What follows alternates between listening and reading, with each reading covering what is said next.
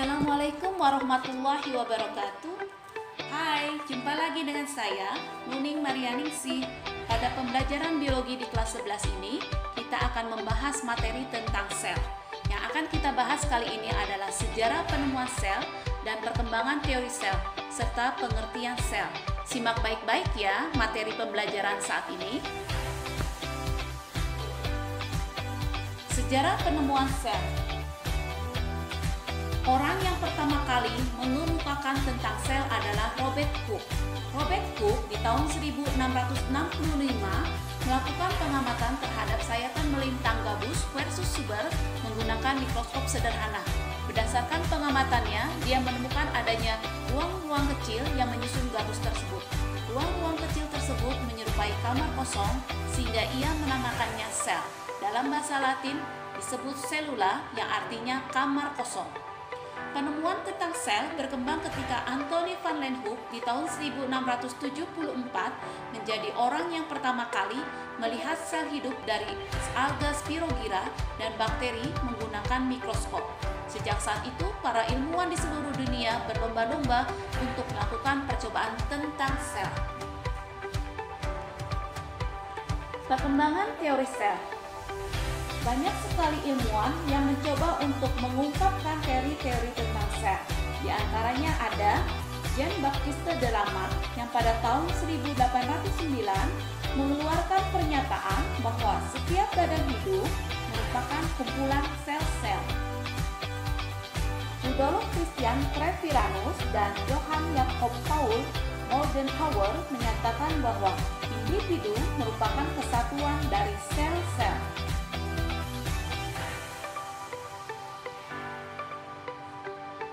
Henri Dubochet menyatakan bahwa sel merupakan elemen fundamental dari organisme.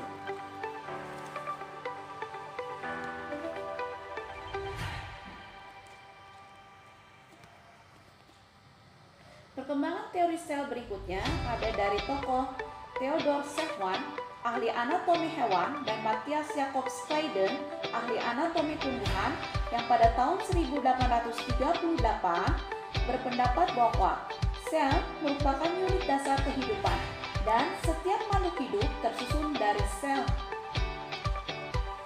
Felix Turgidin pada tahun 1835 menyatakan bahwa bagian terpenting dari sel hidup adalah cairan yang selalu terdapat di dalam sel hidup.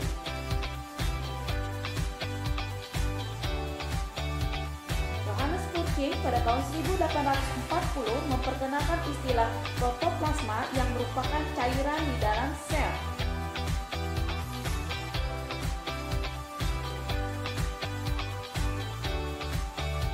Teori perkembangan sel berikutnya ada tokoh Max Sulzer yang berpendapat bahwa protoplasma merupakan struktur dasar kehidupan dan merupakan bagian penting dari sel.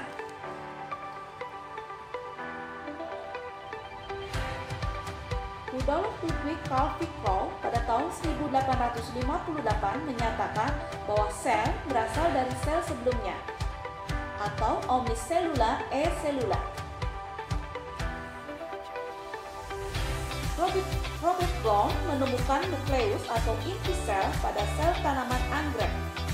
Ia berpendapat bahwa nukleus memiliki arti penting bagi sel karena mengatur segala aktivitas di dalam sel.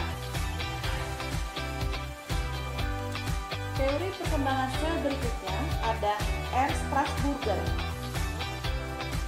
yang menyatakan bahwa setiap inti sel berasal dari inti sel sebelumnya melalui pembelahan. Sehingga memunculkan teori sel baru yaitu sel merupakan kesatuan reproduksi dari makhluk hidup.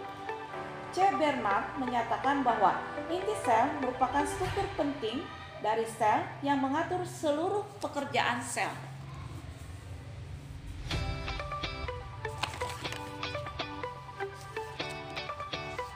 Pengertian sel. Berdasarkan hasil penemuan-penemuan dan penelitian-penelitian para ilmuwan tersebut, maka dapat disimpulkan bahwa sel di sini merupakan unit terkecil makhluk hidup yang dapat melaksanakan kehidupan. Sel disebut sebagai satuan struktural terkecil dari makhluk hidup karena semua tubuh makhluk hidup tersusun atas sel-sel.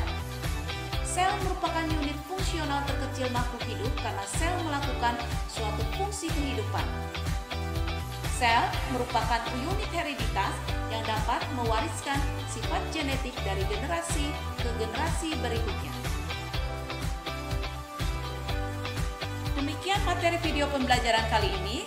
Untuk pertemuan berikutnya, kita akan membahas materi komponen kimiawi penyusun sel, struktur, dan fungsi bagian-bagian sel. Jangan lupa untuk like dan subscribe video pembelajaran kali ini. Terima kasih. Wassalamualaikum warahmatullahi wabarakatuh.